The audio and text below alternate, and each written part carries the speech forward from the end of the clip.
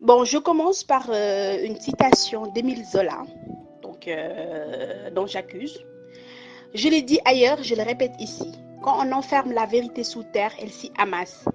Elle y prend une force telle d'explosion que le jour où elle saute, elle fait tout sauter sur son passage. Donc tous coupables. J'accuse le président Senghor d'avoir mis en avant la culture au détriment de la science, de la recherche et du développement, de n'avoir pas servi les intérêts de ses frères, de nous avoir promis qu'en 2000, Dakar serait comme Paris sans nous dire comment serait le Paris de l'an 2000.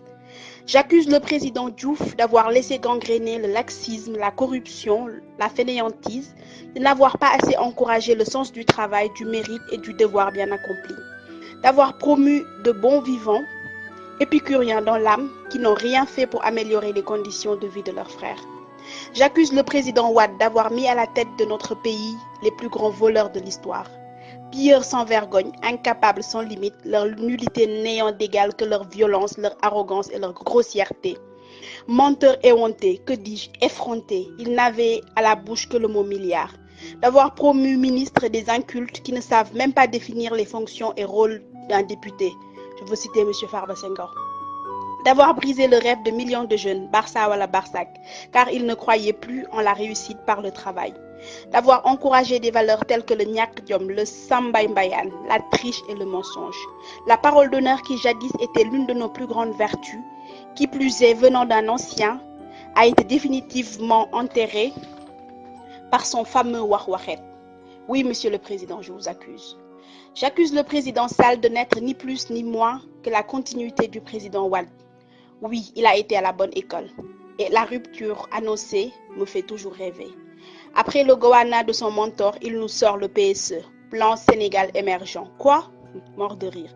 Oui, je ris, mais je ris jaune quand on nous parle de PSE alors qu'il y a des problèmes d'eau courante, un minimum vital. Quand il nous parle de RER alors que plus de 50% des Sénégalais s'éclairent encore à la bougie et qu'il y a encore des coupures intempestives d'électricité. Je ris jaune quand on nous parle de CMU, couverture maladie universelle, alors que beaucoup de Sénégalais n'ont pas de document de naissance et que les inscriptions se font sur des registres papier. Non, Monsieur le Président, vous n'avez pas jeté les bases de l'émergence. Non, ne nous dites pas cela, vous insulteriez notre intelligence. Enfin, j'accuse tous ces politiciens opposants qui veulent nous faire croire qu'ils feront mieux alors qu'ils ont tous pris part à ces gouvernements et n'ont rien changé.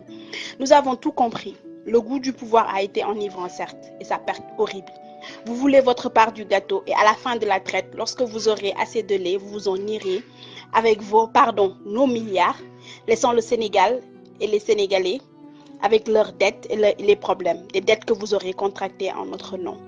Chers politiciens, vous êtes notre plus grand problème. Vous êtes une calamité. Vous êtes une entrave au développement. Vous êtes responsable de tous les malheurs du Sénégal et on ne vous le pardonnera jamais.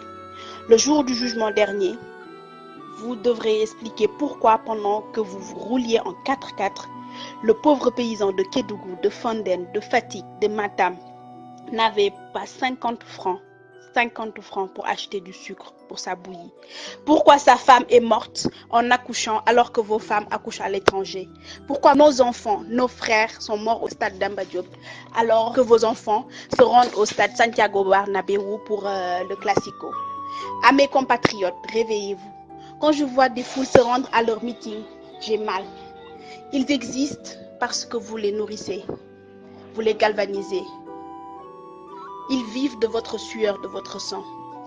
Nous nous en sortirons mieux sans eux, sans leurs mensonges, car le développement du Sénégal se fera sans eux ou ne se fera pas. Un cri du cœur d'une Sénégalaise révoltée.